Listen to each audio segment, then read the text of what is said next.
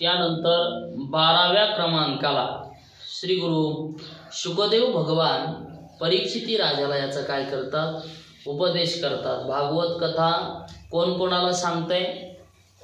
शुकाचार्य महाराज परीक्षिती राजाला। परीक्षिती राजा वर्णन करून सांगतो, राजेन या नरकांच्या वर्णनाचं तुम्ही मला चिंतन सांगा। आता 12व्या क्रमांकाचं वर्णन करताना सांगितलं, या लोकामध्ये जो पुरुष पशुंबरोबर संभोग करतो, काही काही दुष्ट विचाराचे लोक आहे की कोणत्या वेळेला काय करतील काही सांगता येत नाही। समजा पशूंची योनी आहे, अशा पशूंच्या योनी बरोबर जर कोणी संभोग करत असेल तर ते सुद्धा महापाप आहे।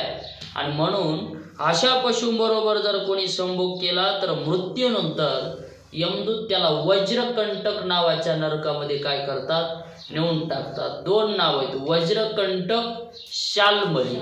आणि मग तिथं काय शिक्षा आहे या जीवाला?